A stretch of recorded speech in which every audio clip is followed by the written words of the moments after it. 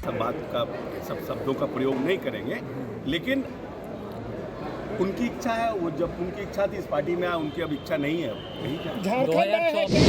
Rank and file का कोई भी व्यक्ति हो जो पार्टी के में काम करता है, वो पार्टी के सशक्त नेता के तालमेल से ही पार्टी में काम करता है।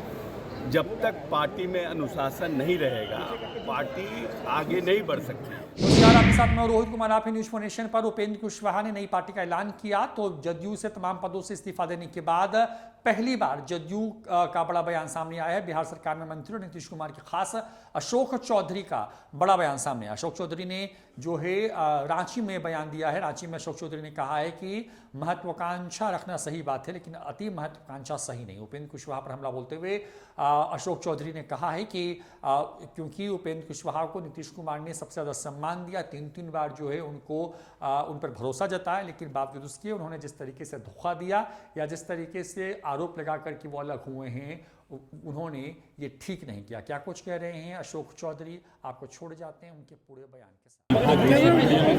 लगातार वो बैठकें कर रहे हैं, शोकआउट की भी बातें हो रही थी कि पार्टी उन्हें कैसे नीचे होगा, हल्का से नीचे कीजिए ना, हल्ला बंद कर। पार्टी के रैंक एंड फाइल का कोई भी व्यक्ति हो जो पार्टी के में काम करता है, वो पार्टी के सशक्त नेता के तालमेल से ही पार्टी में काम करता है। जब तक पार्टी में अनुशासन नहीं रहेगा, पार्टी आगे नहीं बढ़ सकती। नेता तो बहुत होते हैं हर एक राजनीतिक दल में, चाहे वो भारतीय जनता पार्टी हो, चाहे वो भारतीय राष्ट्रीय कांग्रेस हो, चाहे रीजनल कोई भी पार्टी हो, उसमें नेताओं की कमी नहीं है।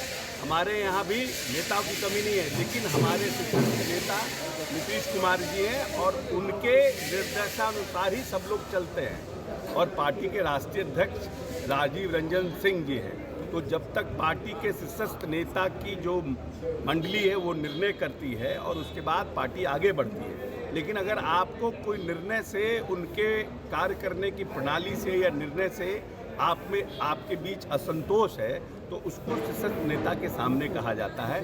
और मीडिया में जाकर के पार्टी की किरकिरी कराने से या पार्टी को लेट डाउन करने से इसका मतलब कि आपकी मंशा पार्टी के शीर्षस्थ नेता के साथ नहीं है। अगर उन्होंने इस्तीफा दे दिया है तो ये अच्छी बात है। 3 बार उपेंद्र कुशवाहा जी इस पार्टी में आए, माननीय नेता नीतीश कुमार जी ने उनको विरोधी दल का नेता बनाया। पहली बार विधायक बने थे और विरोधी दल का नेता बनाया। दूसरी बार जब वो पार्टी से चले गए तो फिर उनको राज्यसभा बनाया।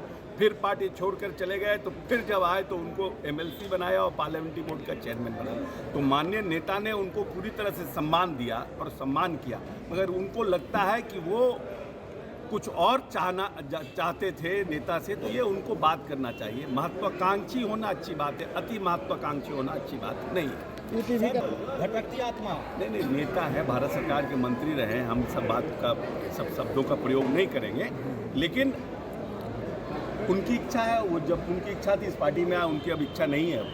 क्या कुछ करके नीतीश जी ने जो प्रस्ताव रखा है, अभी कांग्रेस के प्रभारी भी आए थे, अविनाश पांडे जी भी कह रहे थे कि हम लोग रायपुर में इस पर जरूर विचार करेंगे। देखिए, हम बार बार हमारे नेता कहते हैं कि अगर भारतीय जनता पार्टी को इस देश में रोकना है तो भारतीय जनता पार्टी के विरोधी जो मत हैं उनको एकमत करना होगा।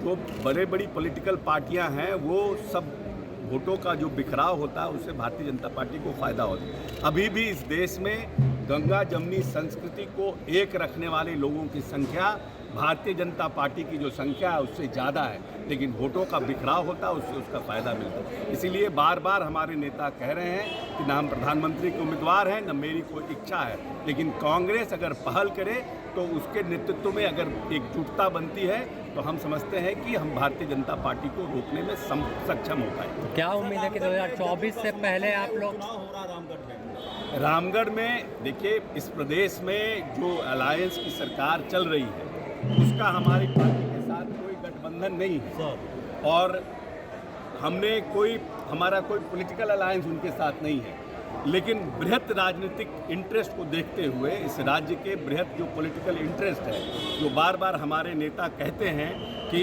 बड़े राजनीतिक गोल को अचीव करने के लिए जो अलायंस को इस समय जो रामगढ़ में उपचुनाव हो रहा है, जनता दल यूनाइटेड के शीर्ष नेता ने जो कांग्रेस उम्मीदवार है उसको समर्थन देने का निर्णय किया।